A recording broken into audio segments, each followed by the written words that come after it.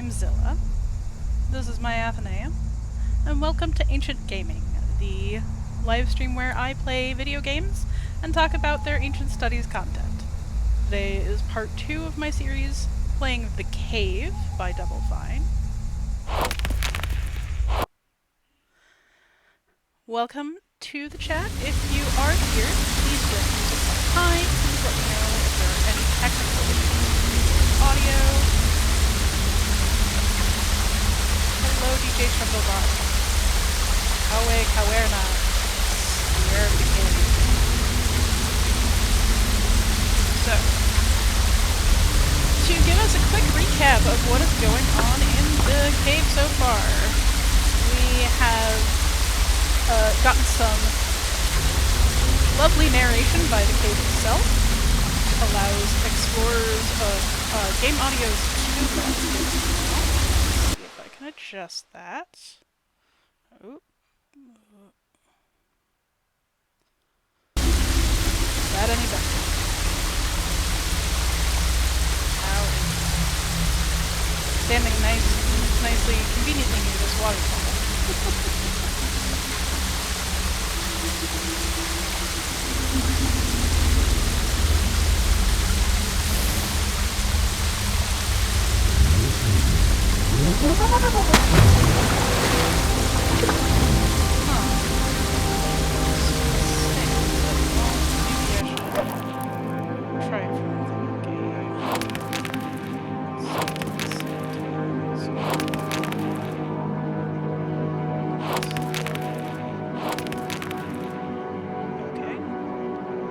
How's that?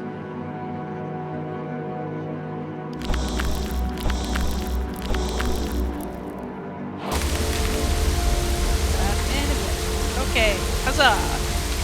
So, to bring us back to where we were in the cave, we had some nice narration from the cave itself, which lets us know that this is the cave where people come to find their heart's desire. Not everybody makes it out. So we have a choice of 7 options. I picked the 3 that I thought most likely to give us something interesting to talk about. So we have the adventurer, an Indiana Jones style type. She's a treasure hunter. She's got a whip. The graph on this.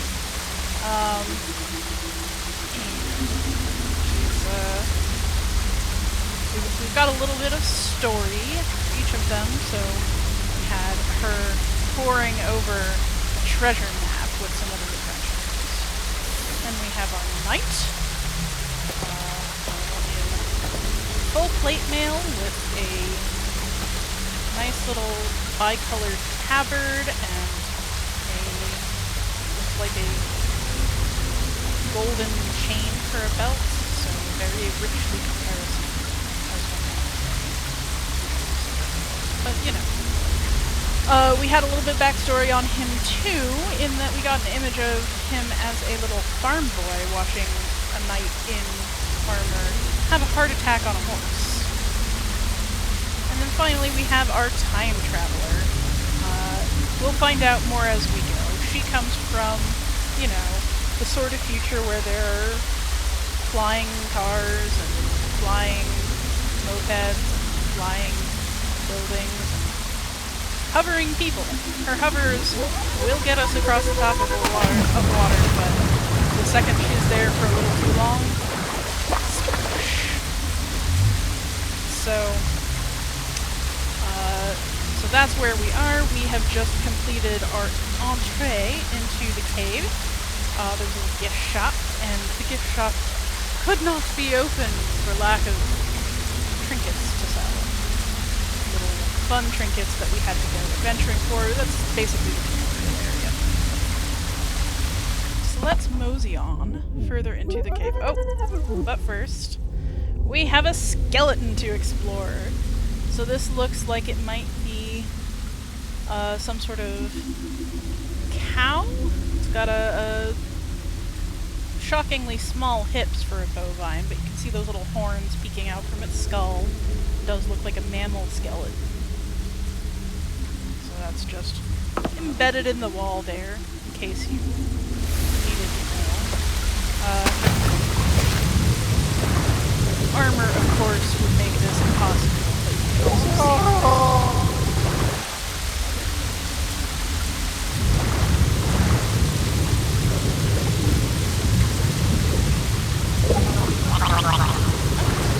there's no breath meter, but apparently they will eventually start to drown.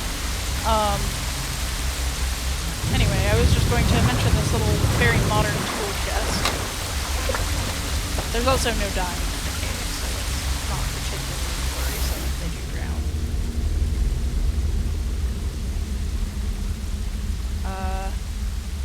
Is that the monster I trapped last time? No, because we had a pretty good view of what a desiccated corpse of one of those looked like, and it was very clearly not a real animal.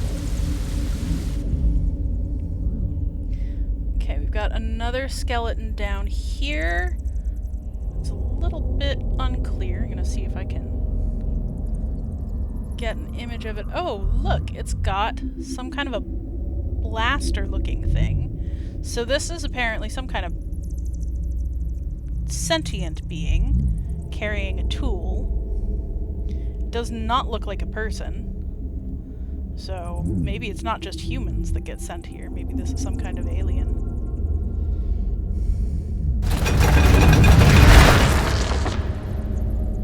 So we've got some kind of weight. Oh, I see. Interesting. So let's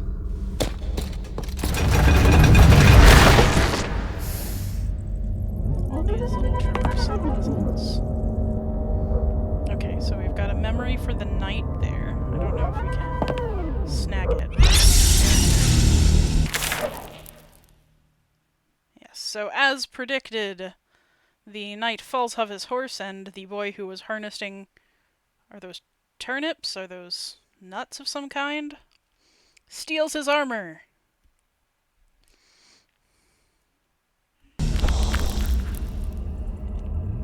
Okay.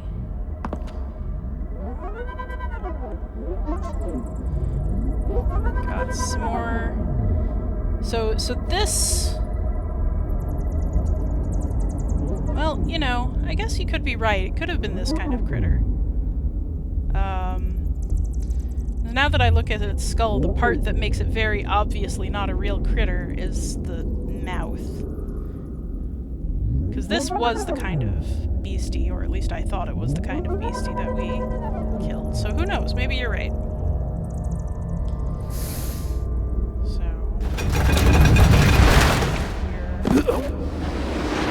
Oh. Aha.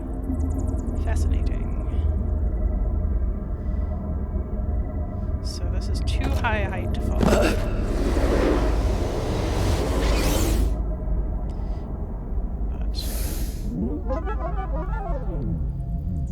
But we have... Oops, that's not the button. That's the button. We have this little box. Now that back there is an active. Maybe now that won't be too high a height. I don't know. Let's find out. Alrighty. So,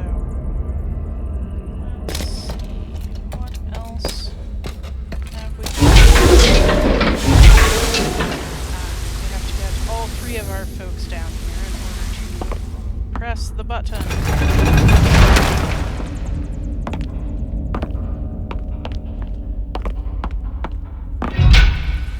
You can see it lights up when there's a person's weight on it.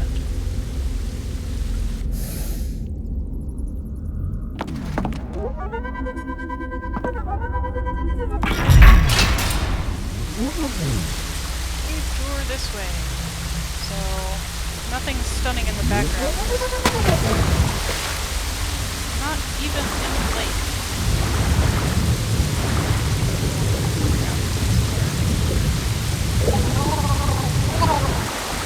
Oh, there is one of those steles with the Hebrew and pointing pattern. But, hey, you know, I forgot to look up what the Hebrew actually was. kind of hard to tell if those are some kind of fossilized critter or just a broken effigy. Some say chivalry is a trait that cannot be learned. It is a quality you are born with. That may or may not be true, but what is true is you can't steal it.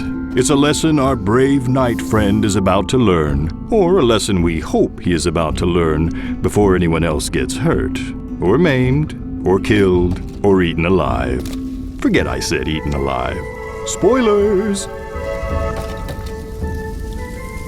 So, it seems that our knight is going to get the first go. So we are in a quasi-medieval area.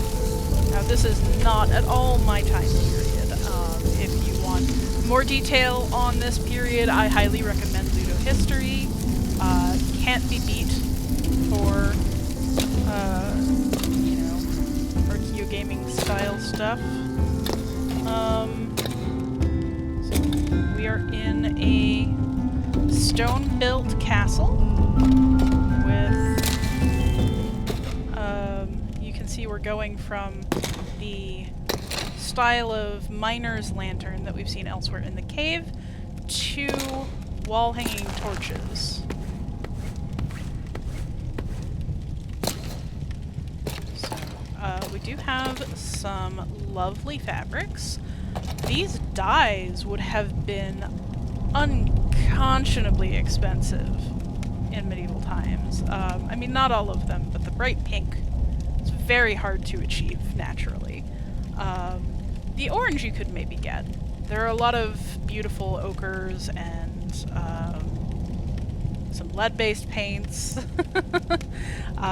Even like a Kermis red, you might be able to get an orange out of that, like, or a plant-based paint. But the vivid pink, that's difficult. Pinks and purples are very, very difficult. So you can see that we have these little, like, torches and cressets. That is a pretty common feature in medieval castles and such. You do want to keep them away from anything that might burn, like a stray hanging. So, hot flame is available for use, so we might actually want to burn something. We also have this lovely little portcullis here, and isn't it great that we have this cross-section where we're so very clearly in a 2D game. So the portcullis is a common castle feature. It's a protective element. It's a gate that lowers from the top of a doorway. You don't usually see them in arches. That's actually a more modern sculpting technique. You usually see them in sort of flat, because they're much easier to install that way. There's less stone that has to be worked in awkward ways and awkward positions. These keystone arches, they're not really built like keystone arches. That seems to be mostly decorative. The point of a keystone is that the tension from all the other stones leading up to it holds the whole arch in place. And if you remove the keystone, the tension collapses, and so does the arch. These seem to be stones worked into an arch shape and then installed, which is not super common for there. So our portcullis looks like it is made out of iron? Not to be mean, but dollar waiting on a dime here. Maybe a leap of faith is in order. Very funny. Oh, double fine. They have a great sense of humor, but really it does not matter how long they take to do anything. Just look at that animation. He's so uncomfortable in his armor. He's so nervous. So we've got an iron portcullis. I think it's possible that it's wood, but that would it's oddly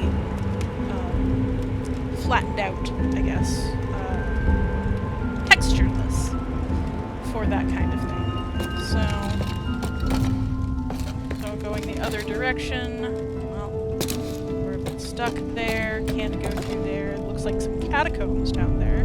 So medieval catacombs, a fairly common feature, a way of respecting the dead by keeping them nearby, but not in a way that can contaminate the water or the ground. So if you have a lot of respected dead, if you have a place that is built up over centuries especially, you might keep a special catacomb, a place underneath, away from moisture and animals and things that might want to interfere with it, away from grave robbers, to lay out the dead in a respectful manner and keep them in a cool and dry environment. You'll often see in catacombs just parts of people preserved, and my personal favorite is when you find ossuaries that are decorated with the bones of the dead, as a way of honoring the tradition of the place. You can find places like this. There's a whole bone chapel in Prague that I have wanted to see forever. There is, I saw some actually very lovely catacombs in Cusco, but all over the place. There's some very famous catacombs in France. Death is a part of life, and it always will be, and how we honor and respect the dead, and how we dishonor and disrespect the dead are kind of constant features of different civilizations' understanding of their lives and their cultures. Let's take a minute on this hanging. So we have this sort of banner-style hanging, and this will be a crest of arms. So most, sort of medieval Europe, noble families have some kind of a crest, some kind of a banner that represents their lineage, their family, their property sometimes. This is a bit unusual. I don't think that this is within the heraldic code to have this very curving ribbon. But the crown and the sword, those are certainly elements that you'll see in medieval heraldry to indicate different names. So, great. Let's get back up there, Ben.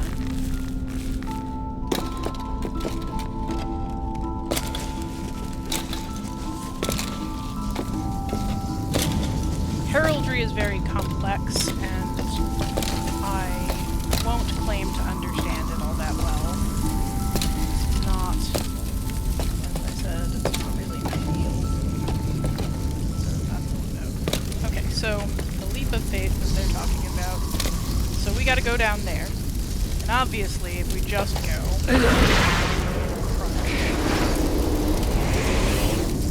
Crisp flaming night Cheetos. But fortunately for us, Knight's power is... I can get him to do it actually over there. Is a shield of invulnerability, as long as he doesn't actively move. So we've got... Aye, another fine knight hath cometh to try and pulleth Excalibur from the stoneth. Only the worthy may attempt such a feat. Prove thy worth by first winning the love of my daughter. She is quite prickly, and I fear she will never wed. Returneth with her amulet as proof of her love, and thou wilt be granted a chance to pulleth the swordeth from the stoneth. Yeah, that's not how Middle or Old English work, like, even in the slightest. I have a love-hate relationship with the like, old-timey speak like that. It's just, let's put eth on everything, and thee and thou, and forms we don't use anymore, no matter which time period they come from, without any regard for actual grammatical use. No. If you want to hear actually decent use of older forms of English. Breath of the Wild, Tears of the Kingdom has some great stuff. This, not so much. So what happens if we go up? Nothing. We just can't get up that way. But yeah, just take it as read that all humans that are not part of our little group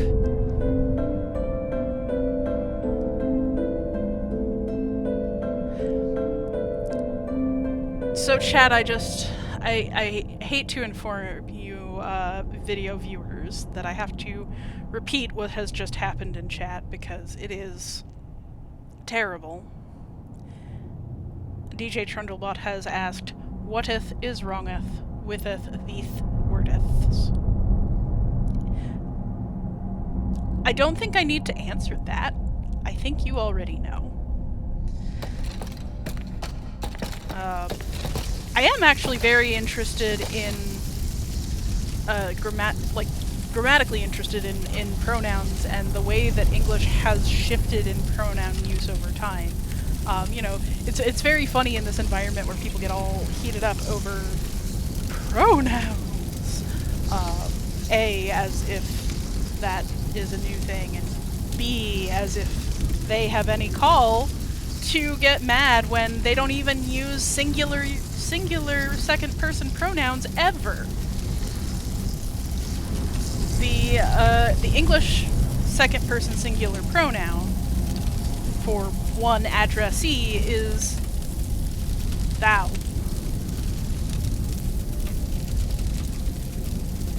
Sorry. Me and thou. And thine.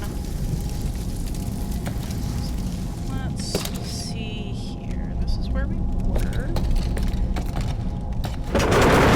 Now the portcullis will lift for us. Oh, and hey, our friends are here. So we've got a rope up. Oh, and this is the way to the next part. So our knight is trying to pull Excalibur from the stone. So I don't know if you are familiar with Arthuriana. I'm sure that many of you are at least surface aware of King Arthur, the Sword in the Stone, and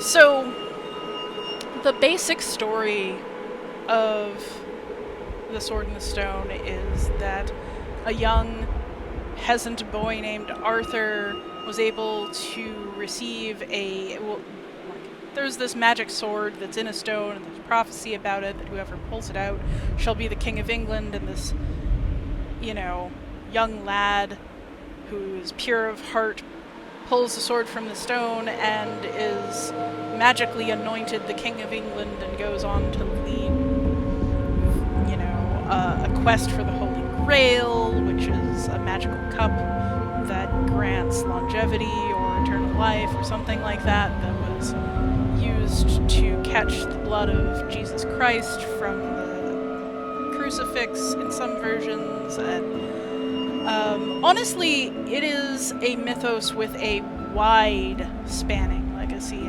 Many, many versions, many small myths within it. You may have heard of the king's romance with Guinevere,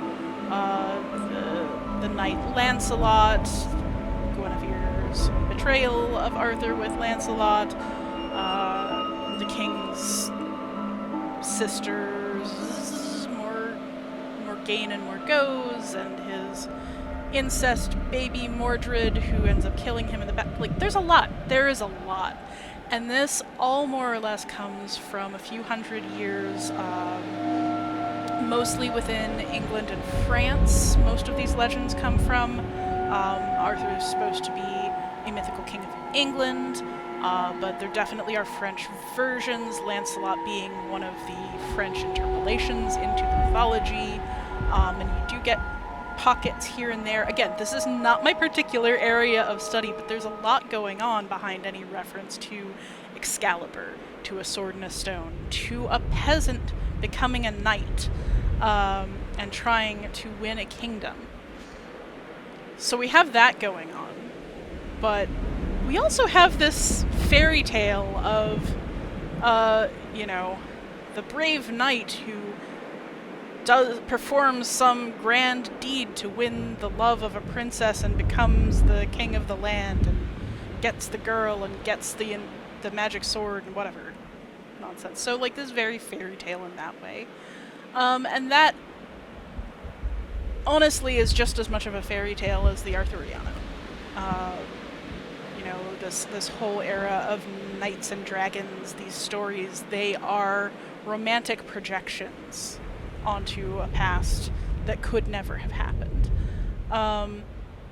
In truth, you know, if you asked the nobility of the time, they would say, oh, you know, like, peasants could never become part of us, and, like, my daughter would never marry that chump, are you kidding? There were no dragons to slay. There were no ladies in the lake providing magical swords as foundations of government. But also, from a more practical side, you would probably find that, well, all of those noble families came from somewhere, and when they got rich enough, they just bought their way into the nobility. That happened quite frequently, or sometimes they slaughtered their way in, or sometimes they conned their way in. And honestly, being a peasant was just being a human being who didn't happen to have enough money for a horse. So, like, there's all sorts of myth-telling going on here. So, here we are climbing up to, presumably, the princess's bower, princess's balcony.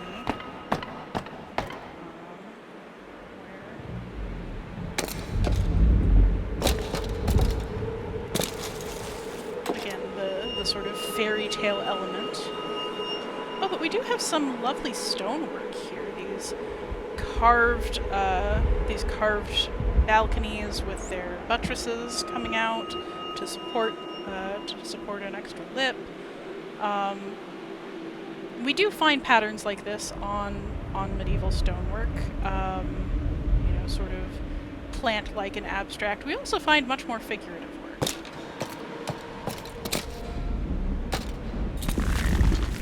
I love how it's simultaneously definitely a castle, and also the cave doesn't let you forget it's a cave.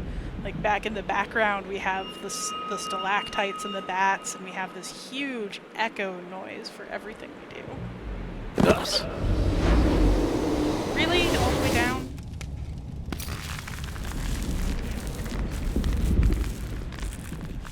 Oh my gosh, it would be so hard to climb like that without your legs.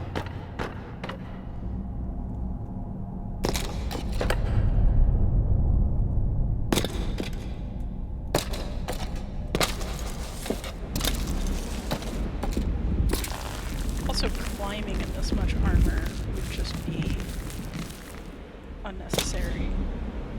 Oh, please. Not another chivalrous knight trying to win my love through misguided feats of bravery or bribery. I really need to talk to my father about this. Okay, let's get it over with. Go prove your bravery by returning with the gold the dragon is guarding. Do that, and I'll give you my amulet as a token of my love. Blah, blah, blah. That is what you want to hear, right? Dragon, gold, amulet. In that order. Men. I just want to be an electrical engineer.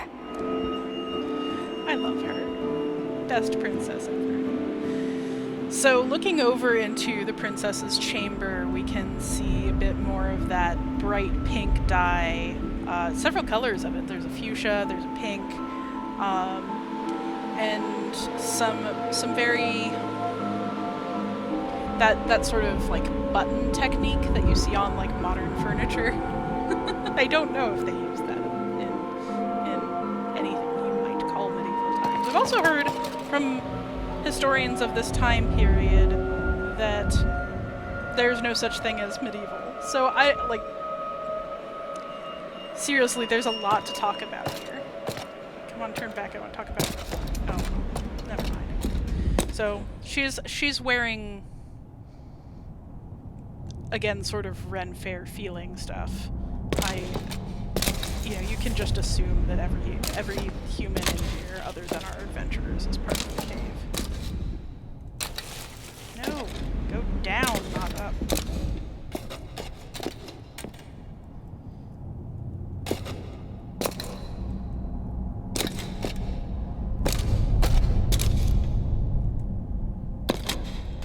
Couldn't get past that before. Okay, sure, he's dying. Alright.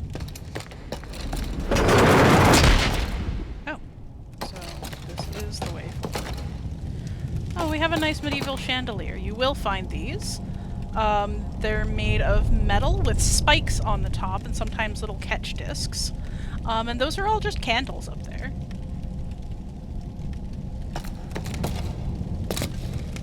Okay. So, princess this way. This is where we were before. And dragon this way.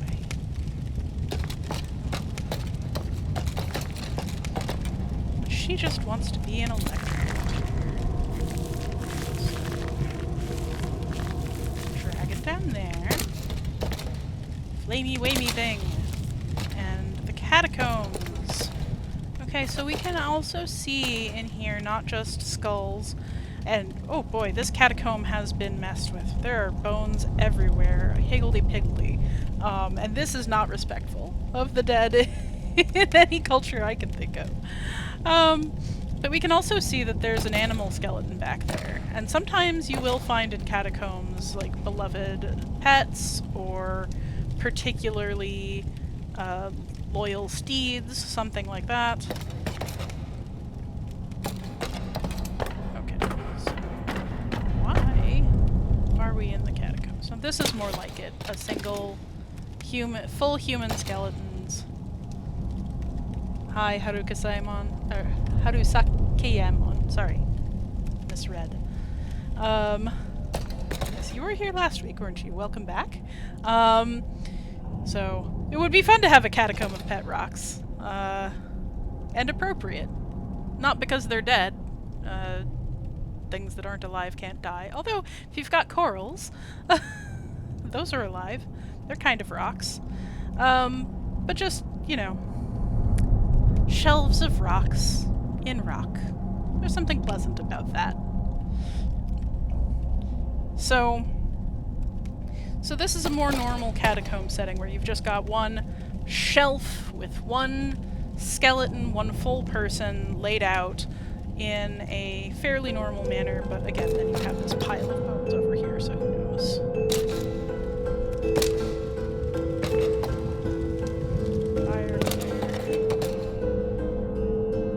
Oh, now this is a nice little mausoleum. So, mausoleum actually comes from a particular person, did you know? From King Mausolus. Mausolus II, I believe. In Halicarnassus, yes. So, this ancient king was so beloved that his surviving wife built an enormous monument as his tomb, so grand that it became one of the wonders of the world. And you can see this if you play Seven Wonders, the board game. It's one of the basic settings. So what mausoleum has come to mean, instead of just the one monument, is any sort of entombing monument. So the catacombs are not that because they're so extensive, but this is a mausoleum. This is a mausoleum within a catacomb. So we have a particular burial with a stone enclosure and the people laid out on individual platforms. This is meant to honor the dead over and above others. Did they build a glass coffin for him like Snow White? No, they didn't build him a glass coffin. For one thing, glass is actually pretty hard to make into those clear, plain sheets that we're used to that adorn our windows. Usually when, like throughout the centuries, when there's glass, it's either blown into fanciful objects. Like, you will find some really amazing Roman glassware. I think I just saw a beautiful dark purple cup with birds on it. I'd never seen that before. I just saw it go by the other day. I think it might be a new find from Pompeii.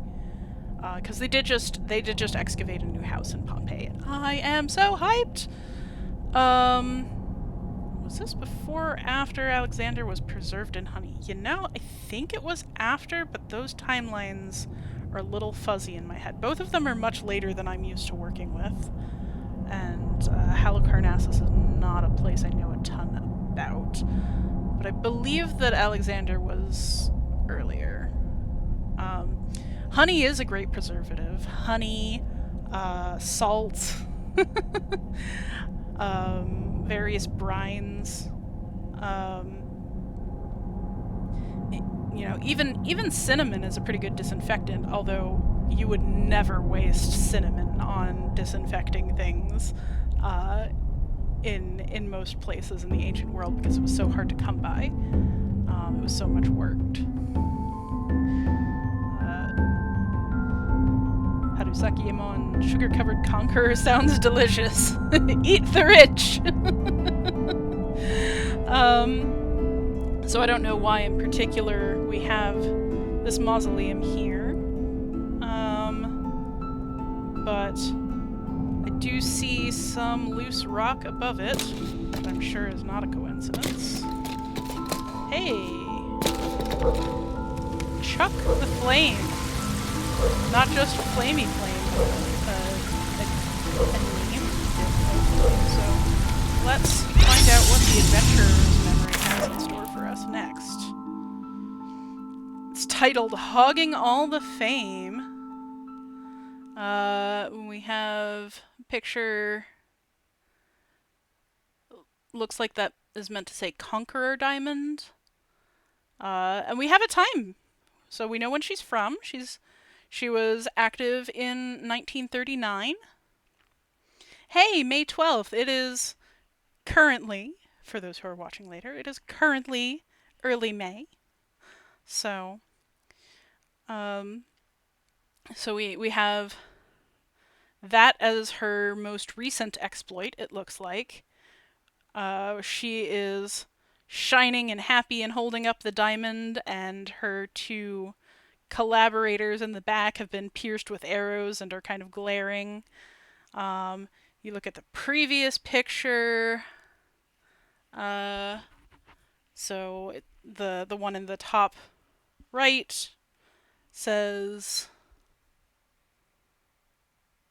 a sunken temple, I think. I think that's what that says. And that's February of 1937, and she's holding up this absolutely gorgeous, pristine, certainly Central or South American, but it looks to me a bit jumbled. Like, it could be Incan, it could be Olmec. I'm not quite sure. We've got sort of a sun radiance around the head, definitely a gemstone in the hands. So, very valuable, important item. And you can see that they're in some kind of jungle. There's a monkey bothering the older man, and the younger man is in a old-timey diver suit. Lots of fun stuff going on there. And of course, she's in the front. Here's the shiny thing. I've got it. And then the oldest one, the skull of... I can't read that. I'm a teacher. I should be able to read any handwriting.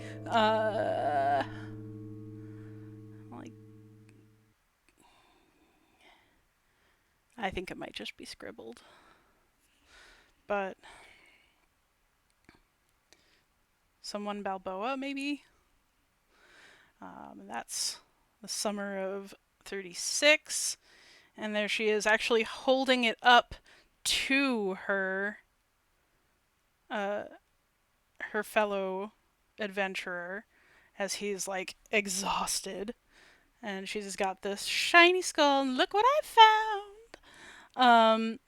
Although, you know, that shouldn't be Balboa, I wouldn't think, not if it's supposed to be ancient, given that we have these beautiful papyrus columns in the back, and what looks to be an maybe an Egyptian style statue at the bottom there.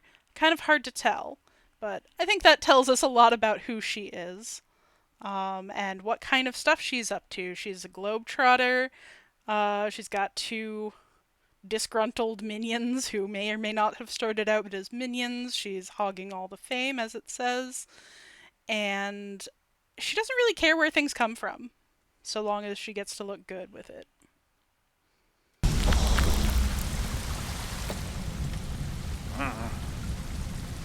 Alright. So long, Chuck. I don't know what I'm gonna do here. Not yet.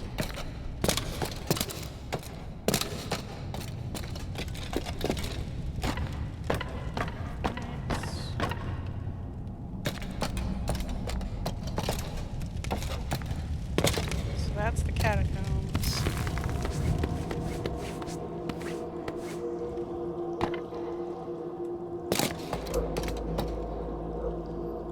Oh, hey look, it's the dragon. I wonder how close we can get to it before it wakes up. It's a nice classic Western dragon, you know. Red and gold, stuff around. There's some, you know, chains and dungeony looking barbed iron grating to keep it in here. Looks like it's too small to get out this way. But it's got a food bowl and it's named Stud.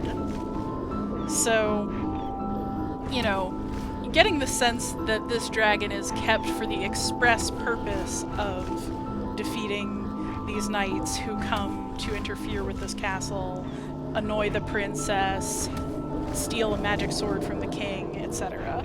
We can see that the food bowl is filled with weapons and armor of previous knights.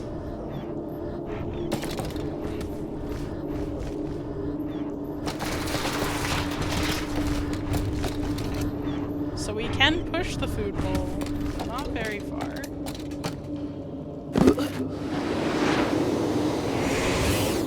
And we actually have to use the dang ladder. At some point, it's a big food bowl, it is a big food bowl. It's a big dragon.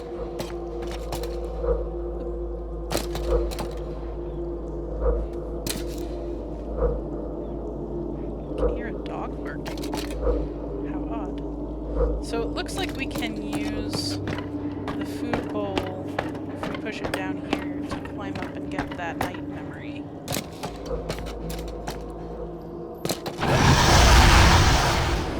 Right.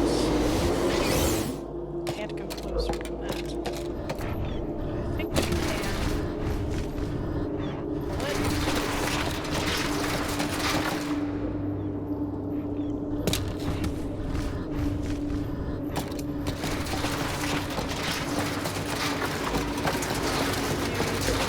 Dead bodies, crashing so first.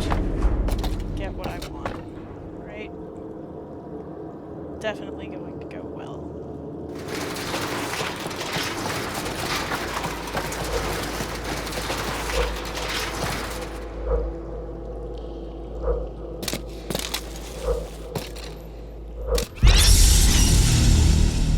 Night memory number 3, a playful deception.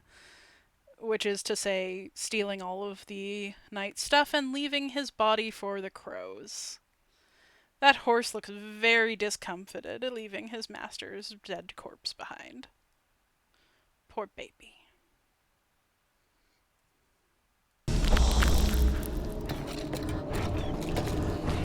Hey look, spikes.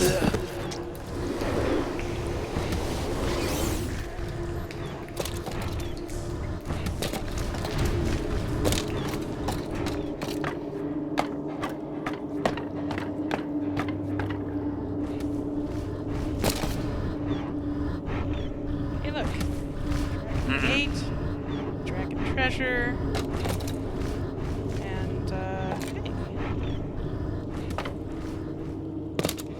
Looks like they might come in here every once in a while.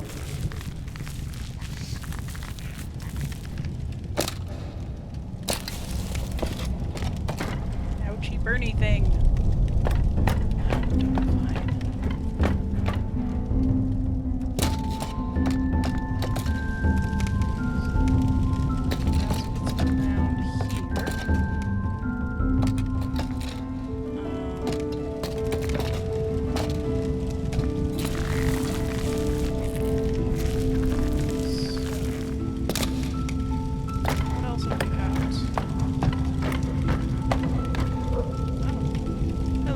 Who goes there?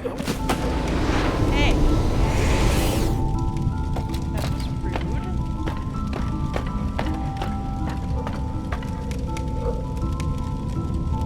So we've got some kind of guard in much better armor than ours, actually.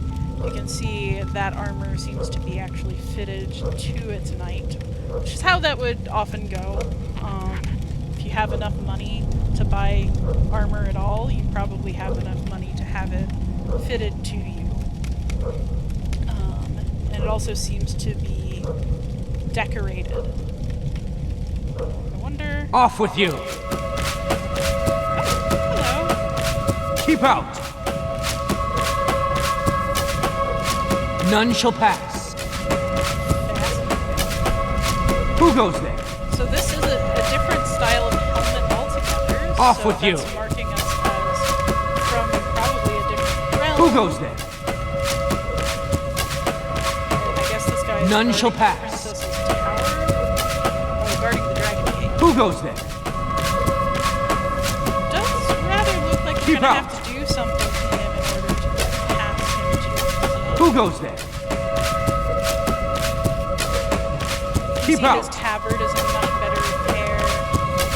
It's black Off and with white, you. which is kind of interesting. Oh yes, that's not a gun. None shall pass. That's not a gun, that is a crossbow. Although it Keep is out. reloading way faster than any real crossbow. Off with you! So the way that a crossbow works is something like None shall pass. Keep less, out! a less Who goes there? intensively technological gun. Keep out! Yes, the guard is not facing. So a crossbow totally would be realistic for this time. We even saw a crossbow down in Stud's Bowl.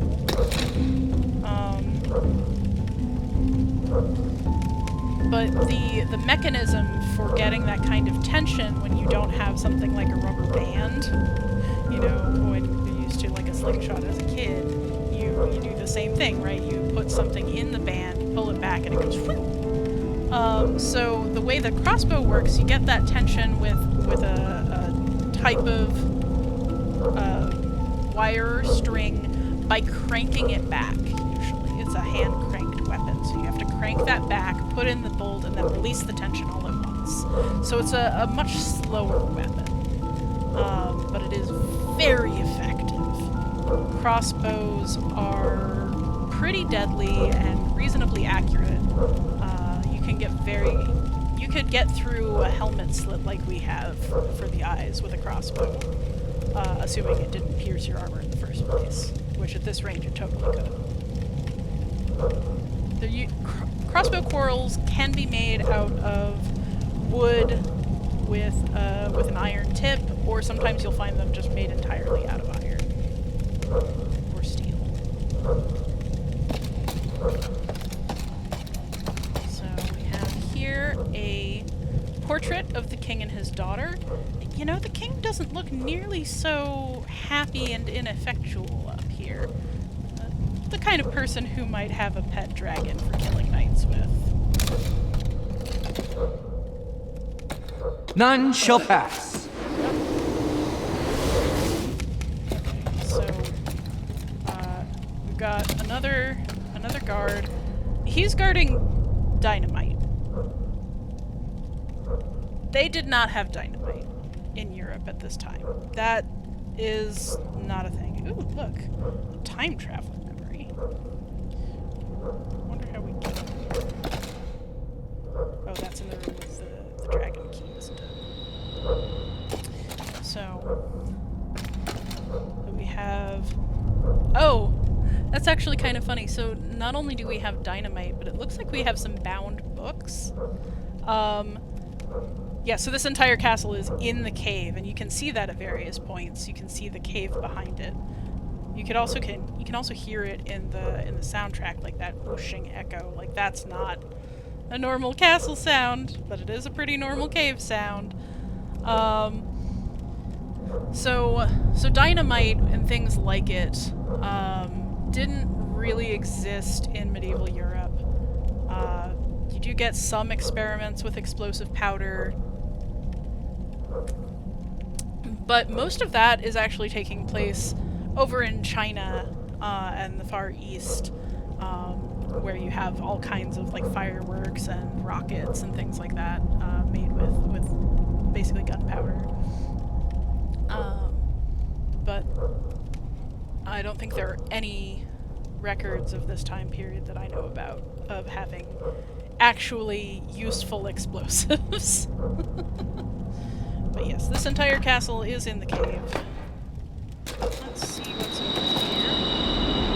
We have a little elevator of some kind. And yeah, and out here, the outdoors, you can see that we're still in the cave. So like there's the top of that tree we were just standing under, and whoosh, way back out into the cave. You can see the stalactites, the bats. So we can get into this elevator. It's not going anywhere from here. It's up here. Don't you knights ever listen? If you want my amulet, you need to return to me with the dragon's gold. So, oh, we can get a much nicer view of her bedchamber from here. She has some wall hangings, very common in castles, very common in modern sound studios. So stone-built castles have an enormous heating problem. Stone, the kind of stone that is solid enough to build this kind of architecture with, just absorbs so much heat. It's so cold in there. And you can feel this if... Yeah, there are definitely trees in here. This cave is magical and no bones about it. So like, when you have a castle like this, in order to keep a room heated, you have to cover the walls. You have to cover the floors. You know, here we have this nice, like, parquet-looking floor with the modern stonework. That's not actually very likely because the floor would be covered as thick as possible in carpets and hides and rushes. So basically, nice-smelling straw. They do that a lot in castles, especially in the winter. And then the walls, you cover them with curtains and hangings. This does make the castle much more vulnerable to flame, but a lot less vulnerable to people freezing in the middle of winter. So we have a fairly nice medieval style hanging above her fireplace. As you can see, she has a fireplace of her own. She's a little grate. She's a classy four-poster bed that's a little bit too modern, but hey, she wants to be an electrical engineer. Who am I to say her nay? Her dress is not particularly realistic for any time period I can think of. It's much more a mix and match Ren Fair style dress, and to be honest, I love that for her. And her little tiara of a crown. I don't know of any particular tiaras that look like that, but I do find it interesting. She's got a huge glass mirror on her vanity. That is possible, but unlikely. A lot of mirrors, if you got a glass mirror, because it has to be very smooth silvered glass So like the front has to be perfectly smooth, and the back has to be evenly coated in silver for it to really reflect. And that's just not, getting a piece that big, not very common in this time and place. Possible, but not common. I mean, she's a princess, she might have it. Again, like the 4-poster bed. You have a bed like that? Yeah, that's nice. 4 posters look so classy. I love the idea of having my little cave. My room is my cave. My little cat hole. But where was I? Oh yes, with the mirror. Most glass mirrors would be handheld mirrors. Yeah, it does feel like a 20th century rich girl bedroom, because it's not just the chandelier, which would be darn near impossible to keep lit in a private bedroom, and it's way too close to the rafters to have open flames. It's not just the actually very modern pattern wall hangings around the back, and the furniture that's so modern. Look at that chair. That chair yes, that's exactly where I was going, DJ Scherndelbot. The posters of effectively pop stars. One of them appears to be wearing a wearing a ball cap. They're like cute, kind of androgynous knights with modern haircuts and little hearts. Actually, the hearts are not anachronistic, because heart imagery goes back as far as at least the Roman Empire, if not before. There's a pretty good chance that the heart shape as we use it in Western culture comes from a particular plant, either the leaves or the seeds of the silphium plant, which used to grow in northern Africa and is believed to be extinct, although there have been various claims at finding what it used to be or is still. So she's got the one wall hanging over her fireplace that is really in keeping with this castle atmosphere, and then everything else is just like a bit piecemeal. But you know, the whole cave is gonna draw Roman legionnaires with hearts now. Yeah, for real, they would probably recognize that. Also, they might get a little weirded out because legionnaires, most of them are effectively conscripts in one way or another. They're there to earn their land with 20 years of service in a way that's very likely to get them killed. So we've got a coin machine here. We don't have coin. So what do we have over here? Elevator. Hit the lever.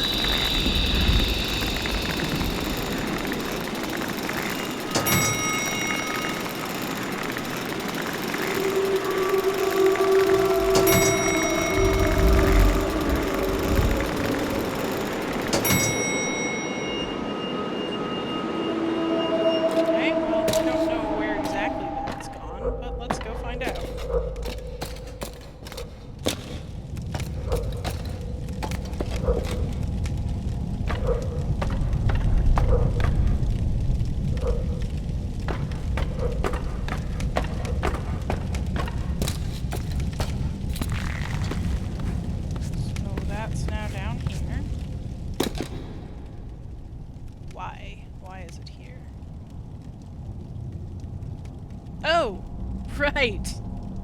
Duh. It's here because I have more than one set of hands.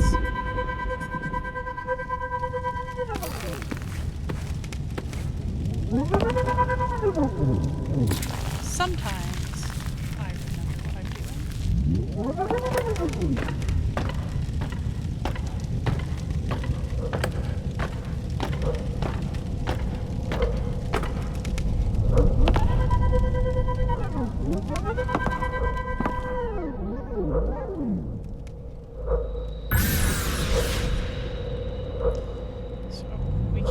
Through walls, but only sideways.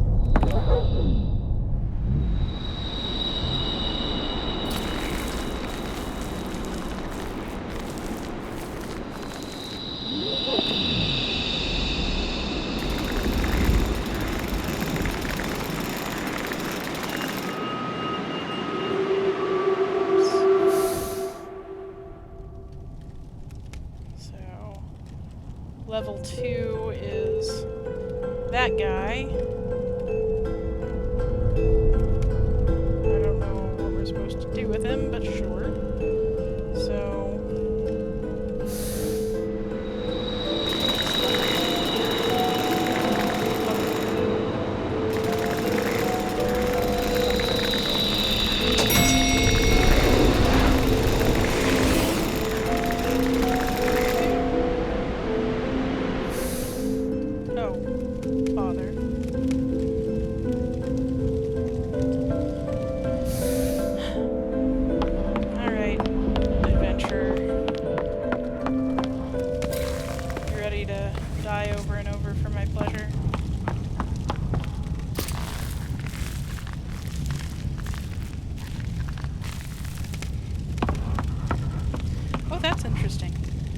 So here you can actually see a couple different layers of stonework. I hadn't noticed this before.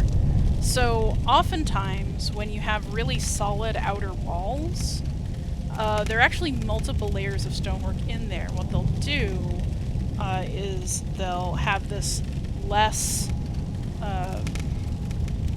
aesthetic, less regular set of stones with filling in between two layers of proper, like, well-cut blocks.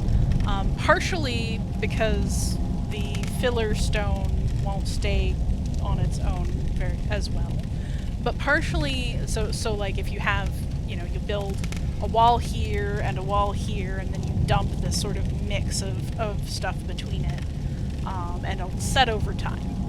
You can do this with, the Romans did it with concrete, so do we, but you can also do this with just rubble, just to make it harder for things to penetrate through the wall, including making it harder for heat to escape out into the atmosphere. So there's that.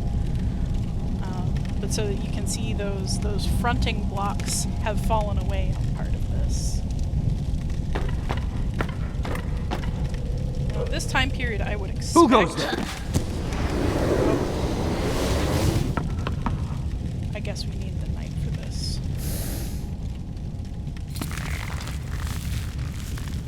So you're not invulnerable. You just get...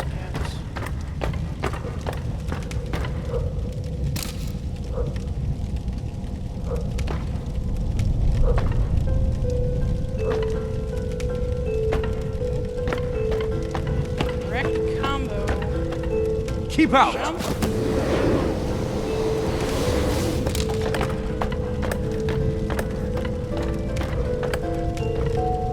Off with you!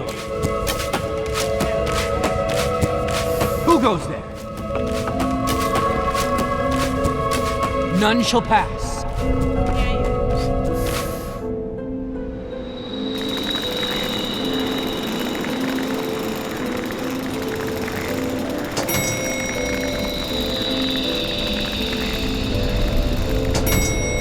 None shall pass. You Who know, goes there? one shall pass. You know.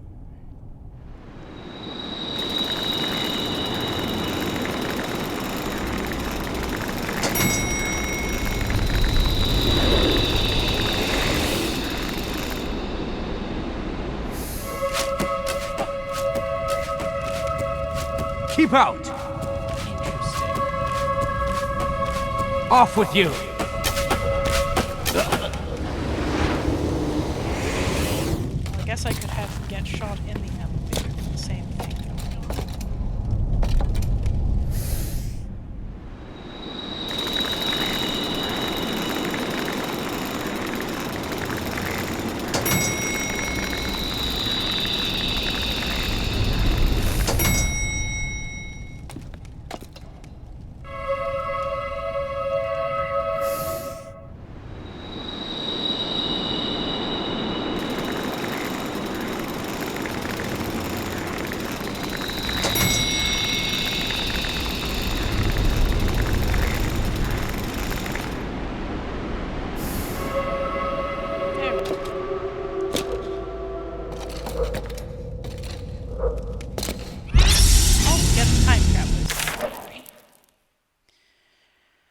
arriving at work. So we have our little flying car. Looks honestly like a taxi cab. You can see that that is our time traveler figure in there by the silhouette. You have a nod to various kinds of museum design. Oh, pardon me. So you have the sort of the lion at the gates, very much like the British Museum or the Boston Public Library, except this lion's got its little paw gracefully atop what looks like an antique TV set with an antenna. This is the Museum of Ancient History, 1999 to 2120.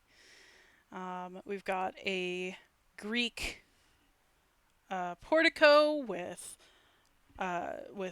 ionic columns, the rolled tops, and the pediment, the sort of triangular space. It doesn't look like it has any carvings in it, but very classic Greek. The puzzles in this game are mostly about juggling the characters. Yes. So each character has a particular power, and you will have to use multiple people to navigate. But you can use any set of the 3 characters to get through. But you'll only have to navigate the set for each character you're using. So atop that pediment, we have what look like the heads of various styles. They all seem somewhat futuristic. And you can see that reflected in our 2 foreground figures here, each of them wearing what looks like a superhero mask sort of thing, but is presumably some sort of glasses in a futuristic style. One of them is holding something that looks like a cell phone. They both have pretty wild colored hair and some kind of very obvious fashion thing. So we're getting Museum of Ancient History. I think we can look. We were given her dates. Yeah, the year 2701. And so that taxi-looking thing is our time traveler's car. She's headed to work.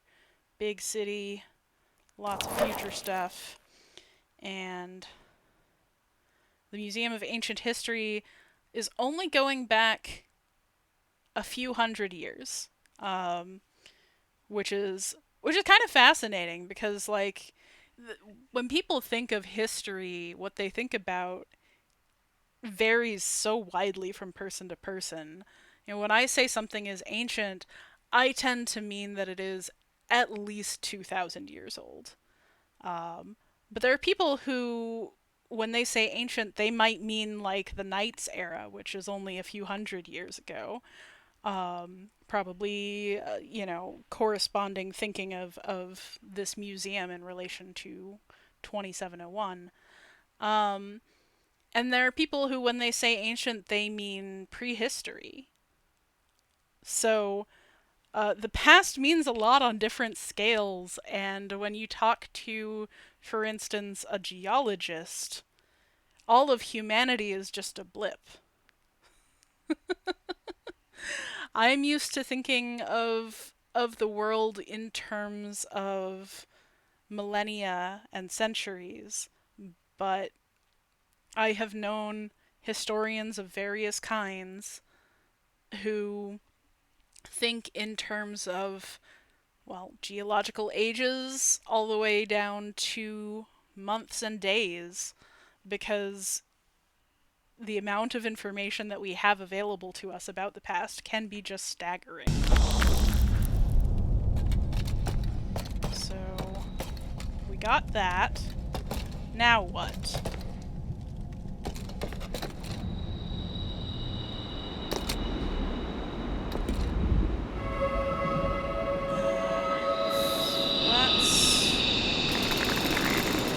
Back down to 3.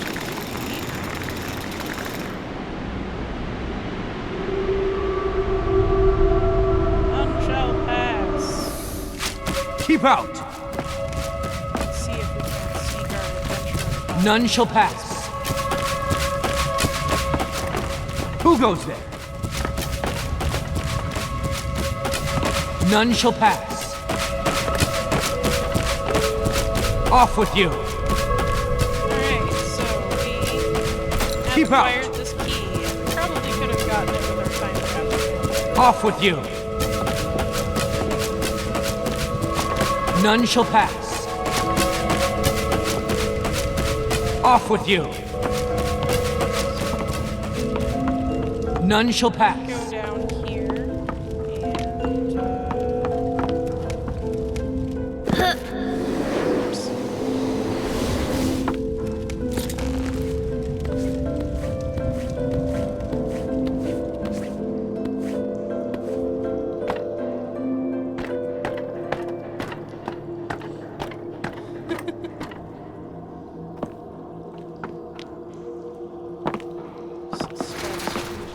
Flying around. One guy on the spikes. Hi, stud. I hear you.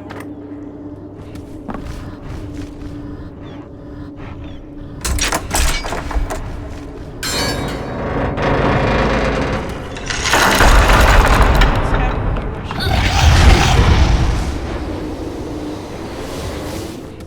Can't do that.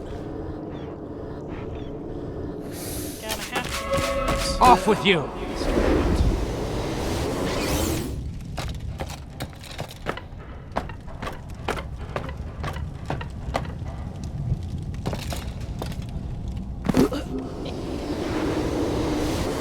Let's die in funny ways.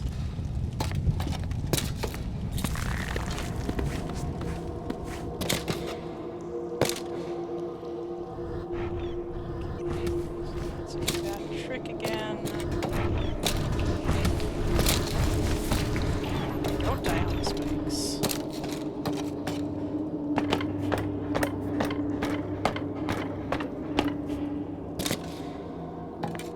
Instead.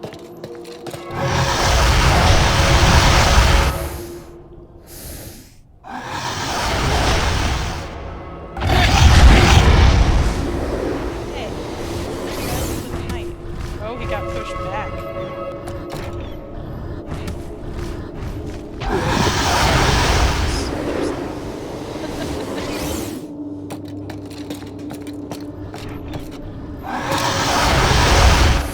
No, not.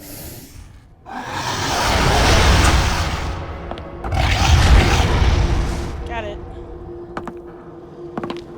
So, we have the knight's golden treasure.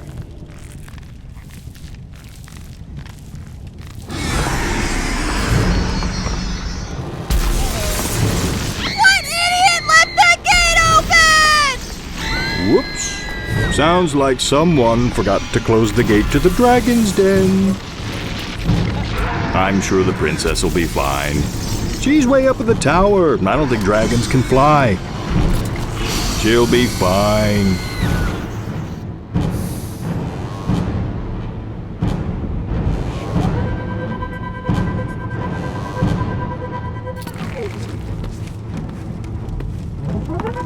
Definitely not ominous.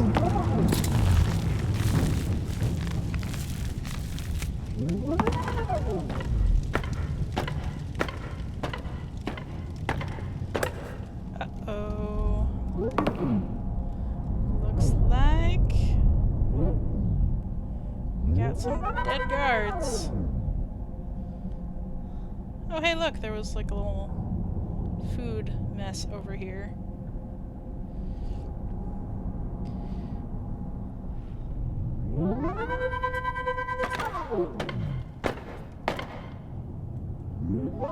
Definitely not a problem that we left the gate open.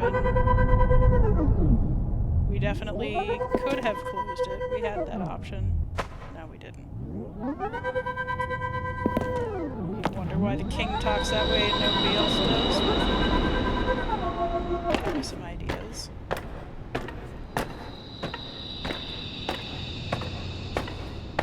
All the princess's knights are dead. The princess's chamber is Smoking.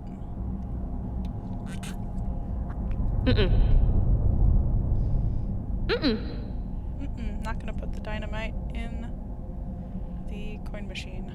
Dragons, like bumblebees, scientifically can't fly.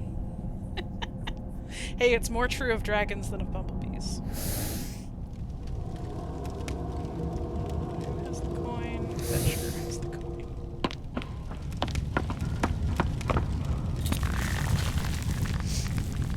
Yeah, because that climb makes any sense. You cannot climb a rope with one hand. You need either two hands or to use your legs. Come on now.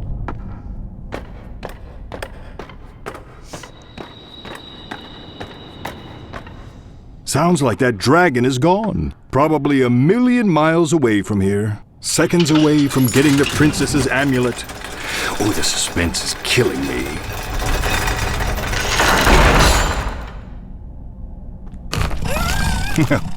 The suspense was killing someone.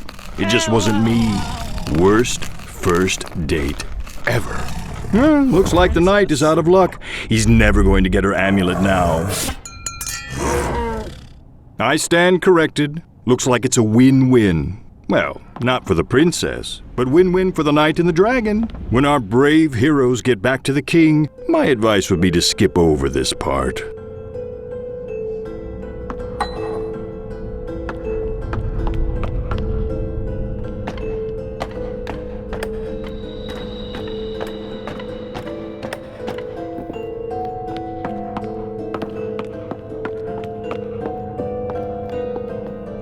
So I don't know what this has to do with an amulet.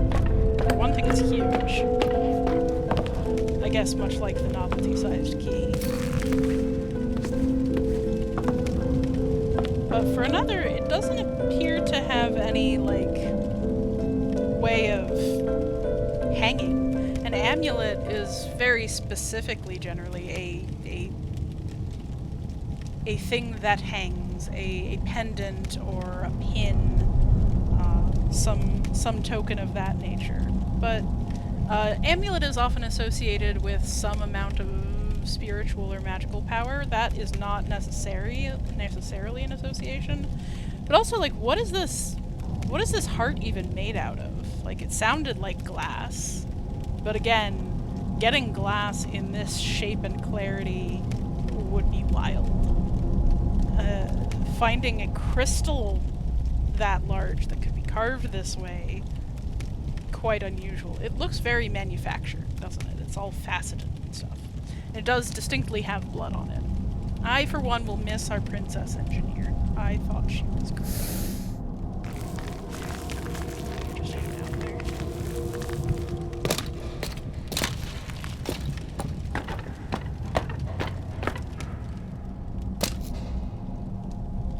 Elevator's dead. Right. Let's just have you drop that thing. You can't drop that thing? Okay. You can't drop that thing. So, let's head to the king. Who's definitely just fine. Let's hope the king doesn't ask how the princess is doing. Awkward. Oh, don't forget to wipe the princess bits off the amulet before giving it to the king. It's just good manners.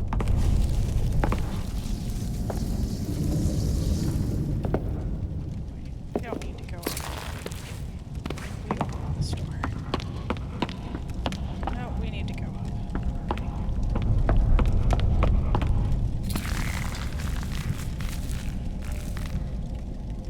We do need more girls in STEM. If only because, jeez, it is limiting out there. Like, if you talk to some people who have gone STEM track and never had to do humanities, it's just sad. Like, it... What do you mean? Oh, thank you. I'm gonna have to use the knight to get back down there. just went through this whole thing.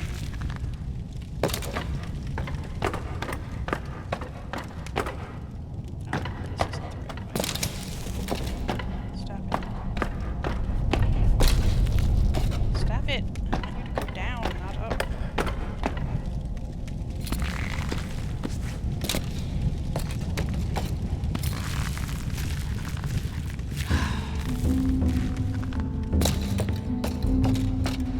Yes, if we were wondering if this game had what kind of sense of humor this game has, well.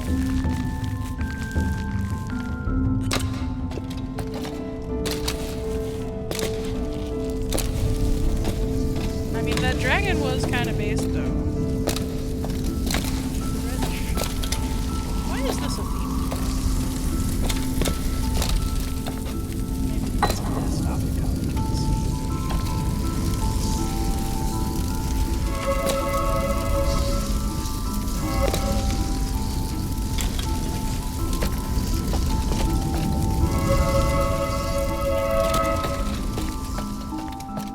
The brave knight returns with my daughter's amulet. And the first ever to do so, I might add. My daughter can be hard to swallow sometimes. As promised, Yi has won the right to attempt to pull the sword from the stone.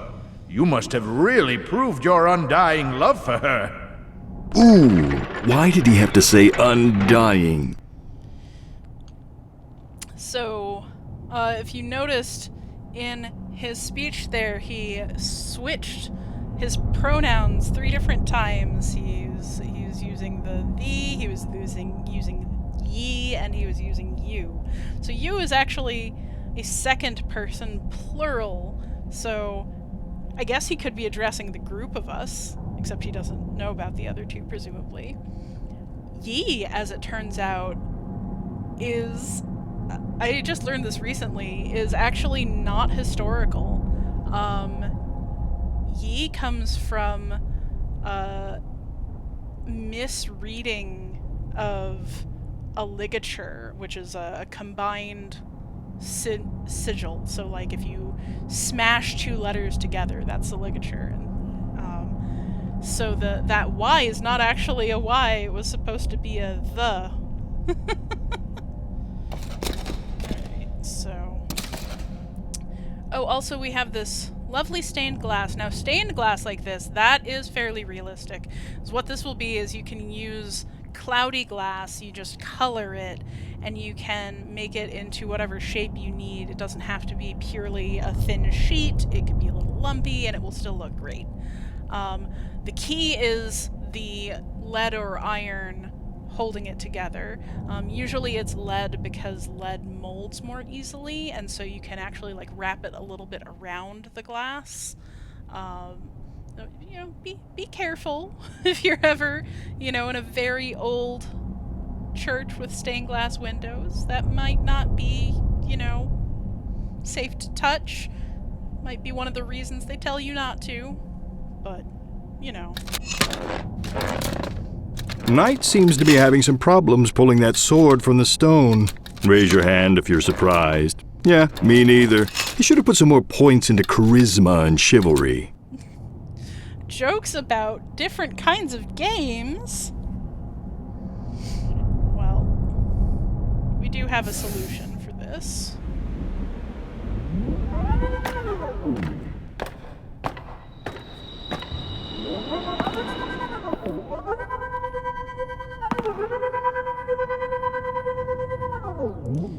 Wondering why all the flames are marked out.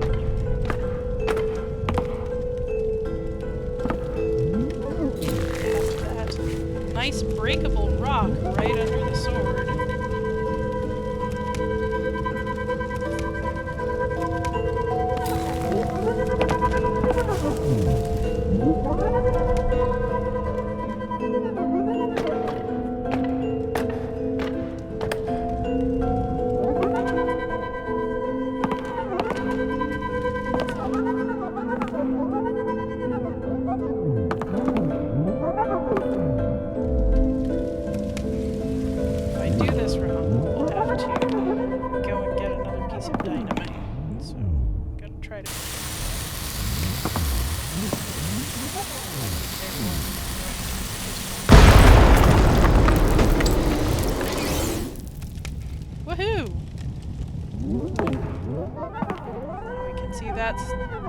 that stone barely there anymore. Aha! I knew you could do it! You have proven your honor and won the right to marry my daughter. I'm going to run to her with the good news. Wait for us in the garden. As soon as we return, the wedding can begin. Who says cheaters never win? Losers, that's who. The king seems pretty excited about his new trial-by-sword-pulling son-in-law. Ooh, sounds like he's off to hug and congratulate his favorite daughter on the upcoming wedding. Yeah, well, what's left of her anyway.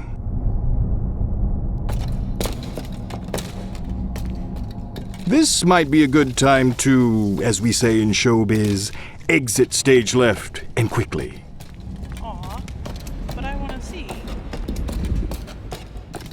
what happened out in the garden. Is this the garden? What's the garden?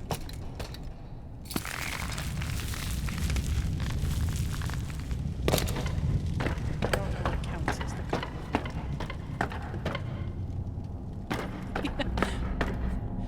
Can't tell me what to do, I touch everything. Oh, wow. I didn't even notice this last time I was through here. Check it. It's so on.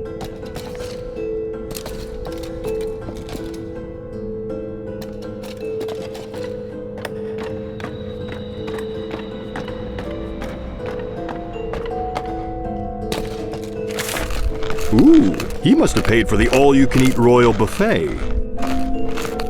Bye, King.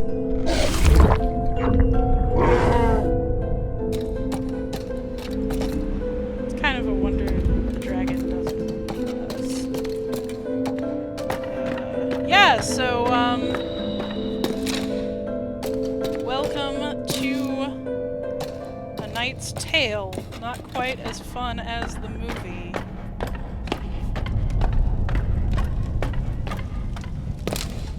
Shockingly similar premise, though, right?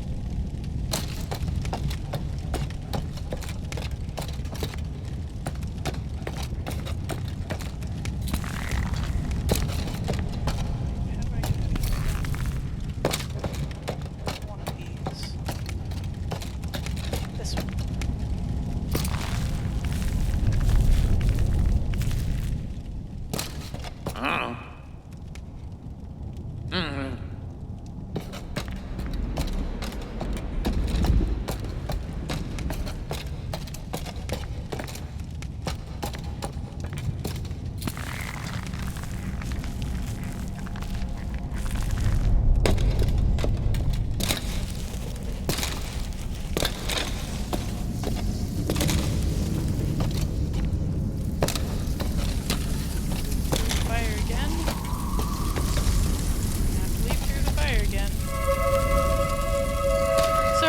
Have that ability if we're such a scumbag, right? I wonder where it comes from. Oh, no one's going to be the wiser about how the knight got that sword. I doubt if any of the others will say anything. People in glass houses and all that.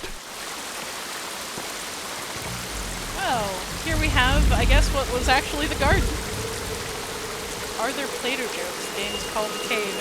You know, I was just asked that yesterday when I was telling one of my friends about this game, and surprisingly, I don't remember any Play-Doh jokes in here. You really would think.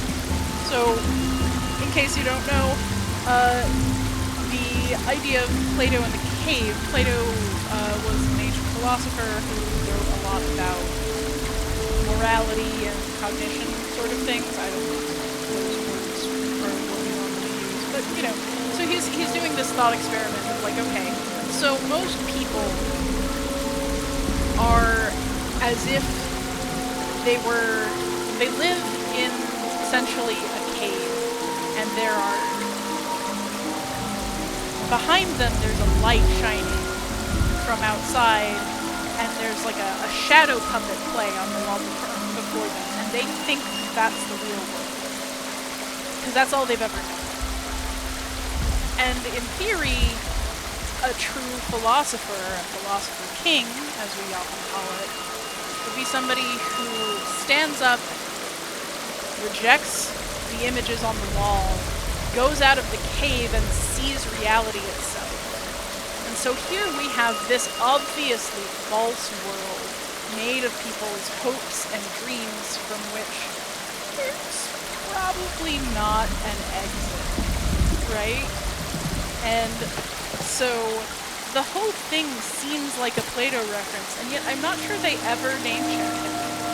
There's no ancient Greek setting at all.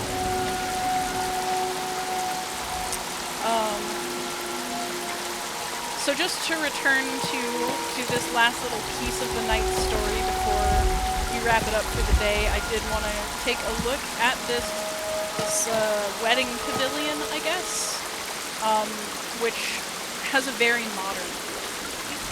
Now that pavilion top looks to be made of solid stone, which is not an easy thing to put together.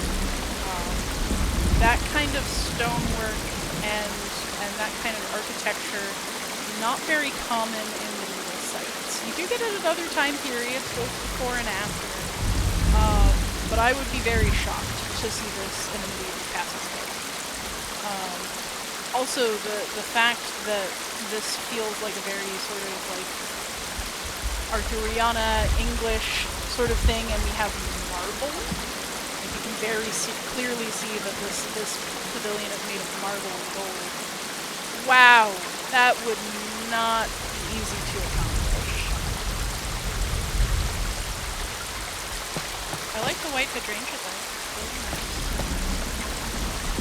On with the sword.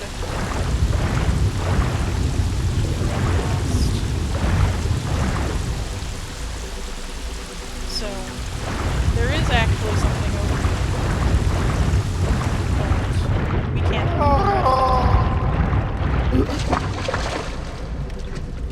if we were playing the Hillbilly, that would be our next stop. But, alas, not for us. So, thank you for joining me for the night story. Next time, I believe we will be getting the Adventurer.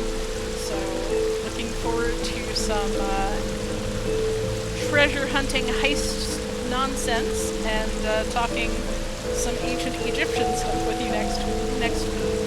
Well, okay, I don't actually know for sure if I'm going to be playing next week. I will let you know. I did think I had an event that was this weekend and I was wrong. That's actually for next weekend, but now it might be canceled. I'll let you know if I'm streaming next week, I promise. Thank you very much for coming along for the ride, and hey, keep learning, friends.